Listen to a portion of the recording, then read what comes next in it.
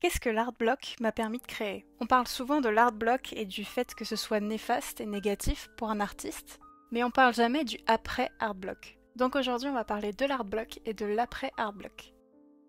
Hello! Aujourd'hui on se retrouve pour une nouvelle vidéo qui va parler de l'art block. Qu'est-ce que l'art block? Pourquoi c'est considéré comme néfaste pour les artistes? Et pourquoi l'après art block peut être très positif? L'art block ou le blocage artistique est tout simplement le fait d'avoir le syndrome de la page blanche. C'est-à-dire être devant sa feuille et ne pas savoir quoi faire, passer des heures à chercher des idées, et non, les idées ne viennent pas et ne viendront jamais.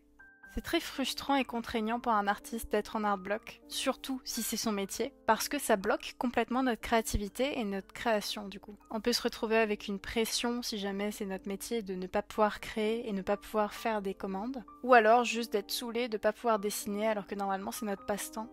Je vais parler dans cette vidéo surtout de mon expérience personnelle, mais il y a tellement d'art block, autant d'art block que d'individus finalement. En général, il y a deux solutions, deux camps. Soit les personnes qui vont se forcer à dessiner et à trouver des idées pour ne pas perdre leur niveau actuel de dessin par exemple, ce que je faisais avant. Soit laisser couler, patienter et faire complètement autre chose. Alors déjà, on va poser les bases. Non, un artiste n'est pas constamment créatif. Il ne peut pas être créatif 24 heures sur 24, 7 jours sur 7. Et vous avez sûrement pas envie de l'entendre, et moi non plus, mais pour que le cerveau soit en ébullition d'idées, il faut qu'il se repose. C'est bête à dire, mais j'ai mis du temps à comprendre ça. Et pendant des années, je me forçais à créer parce que j'avais absolument pas envie de perdre le niveau de dessin que j'avais acquis pendant tous ces jours où je dessinais. Et je faisais à l'époque des études d'art, donc si je n'avais plus d'idées, j'avais pas de projet. L'art block, ça reflète aussi souvent peut-être que vous allez moins bien que d'habitude et que vous avez besoin de repos. C'est souvent un signe d'alerte pour se reposer et prendre du temps pour soi en général. Parce que le stress et l'anxiété n'est pas toujours bon pour les créatifs. Il y a des moments où il l'est, par exemple quand on est dans la contrainte de créer avec un thème précis,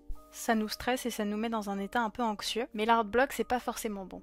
Alors ça dépend, si vous avez une semaine de workshop en cours qui est rapide donc stressante, mais quand on est stressé, anxieux, cela peut déclencher souvent l'art block, même inconsciemment. Il y a un article de Graphéine qui le montre d'ailleurs scientifiquement, donc si vous voulez aller le voir, je vous le mets en barre d'infos.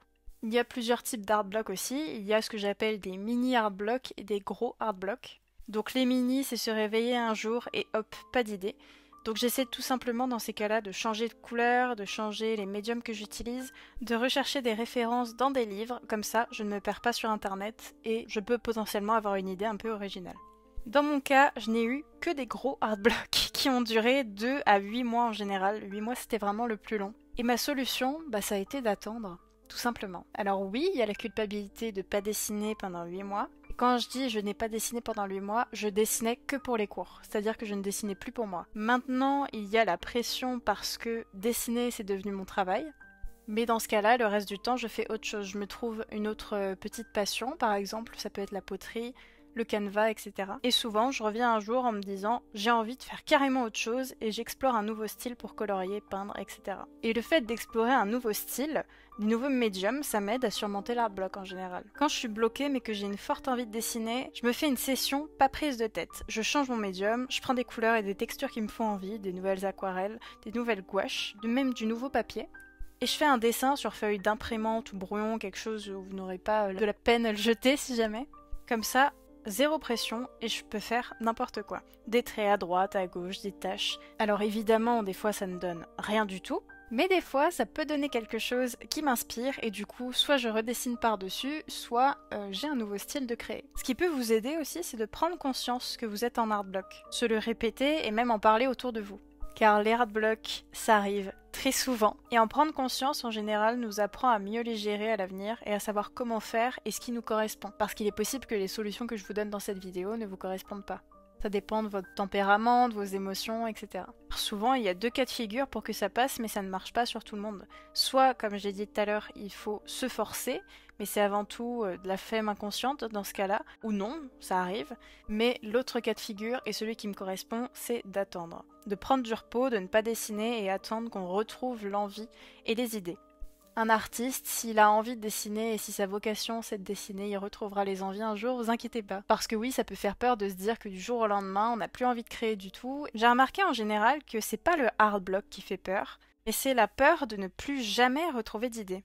Alors que c'est faux dans la mesure où un créatif sera créatif toute sa vie, mais Peut-être pas spécifiquement dans l'art, ça peut être juste dans l'envie de créer. Sauf que cette peur, elle est très souvent infondée, puisque c'est comme quand vous avez un rhume, en 1 semaine, 2 semaines maximum, ça sera passé.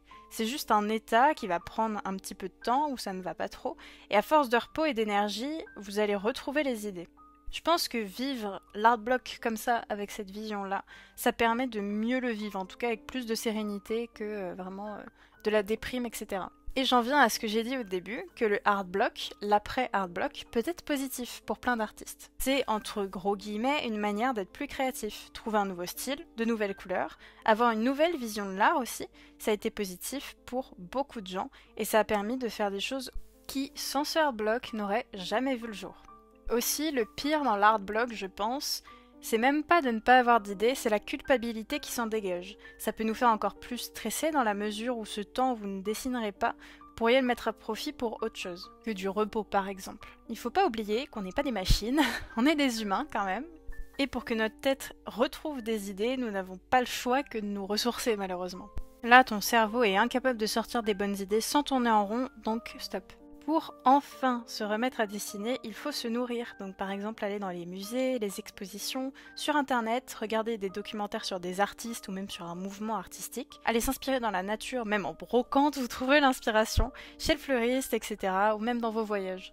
On trouve l'inspiration partout, mais on pense pas forcément à regarder vraiment autour de nous. Dans mon cas, l'art block, ça a toujours été positif parce que je savais que du coup, c'était une période où je n'allais pas bien et que du coup, je passais du temps à me reposer automatiquement. Ou alors, c'était en lien avec ma santé aussi. Alors, le moment quand vous êtes dans le art block n'est vraiment pas agréable, mais moi, ce qui m'a aidé, c'est le après art block. C'est-à-dire retrouver des nouvelles idées, avoir des nouvelles techniques, tester des différents médiums que j'aurais jamais testé si jamais j'avais pas eu un art block. Faut savoir que dans ma vie d'artiste, entre guillemets, je suis passée par plein de choses, plein de styles, c'est-à-dire au début j'ai commencé avec le style manga comme beaucoup d'artistes, après je me suis tournée plus vers le réalisme. Je suis restée avec des dessins réalistes pendant très longtemps parce que j'ai fait une école d'art et dans cette école d'art il fallait faire du réalisme. Puis j'ai développé un style d'illustration qui est maintenant mon style d'illustration digitale et j'ai développé il n'y a pas très longtemps d'ailleurs un style d'illustration qui est plutôt traditionnel.